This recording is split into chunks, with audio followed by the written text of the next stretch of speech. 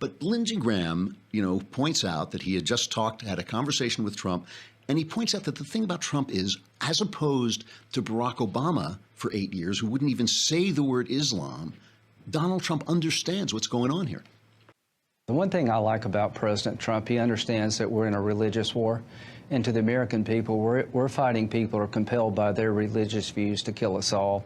They kill fellow Muslims who don't agree with their view of Islam. They kill Christians and vegetarians, libertarians, Jews, you name it. So we're in a war, and for the last 8 years, the Obama administration turned the war into a crime. So I talked to the president tonight. He is right to make sure that when somebody comes into our country from a place where radical Islam, and that's the enemy, thrives, that we're going to ask extra hard questions. He's also right to look at this as a war. The last thing I want this guy to hear tonight is you have a right to a lawyer. The last thing he should hear is his Miranda rights. I've been a military lawyer for 33 years. There's enough evidence to believe that he qualifies as an enemy combatant under the law of war. He can be held by our intelligence community as long as necessary to find out, did he act alone, and was he part of a bigger plot?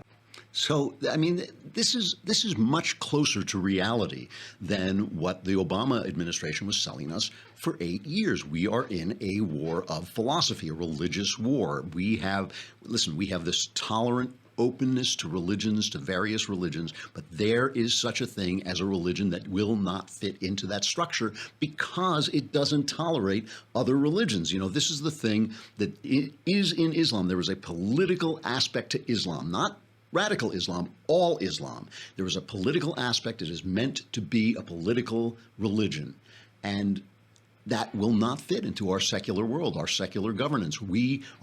Our government is based on Christian morals, but it is not itself Christian, because in Christianity is the idea that you render unto Caesar what belongs to Caesar, and you render unto God what belongs to God. In Christianity is the idea of secular governance. The left is committed, and the press is committed to conflating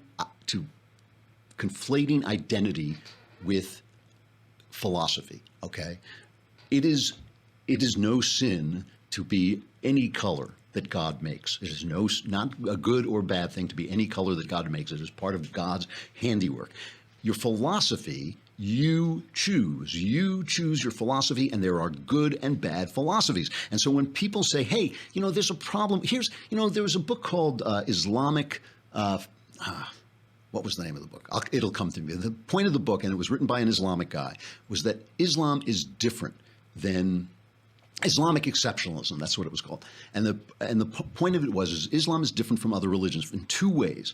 One is that it has a political element. So you can't essentially be an Islamic person without believing that Islam should have a political role. And of course, the radical Islamists, the guys who are in favor of Sharia law, those are the people who are a problem. It's not a problem if you just want to go and pray. Nobody cares in America how you pray. No, zero people care how you pray. They may want to convert you to their religion. They may want to preach to you their religion is better, but nobody is going to hurt you because of how you pray, except the worst evildoer, and every country has evildoers.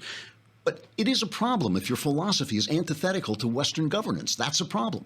And that is the stuff that should be debated, whether Islam itself is antithetical to Western governance or whether it's only radical Islam. And how many Islamic people can we have in before that becomes an issue? Because the other thing about Islam is they worship the very words of the Quran. The Bible, people sometimes say the Bible is the word of God. The Bible is not the word of God. In the Bible, it says that Jesus is the word of God. The Bible is people reporting on what the word of God did. So we do not worship the words in the Bible. And that's why I'm always, fighting with people who say, well, it says here, it says this here, it says this here. And I think, yeah, well, what is Jesus saying? What happened there? That's the story.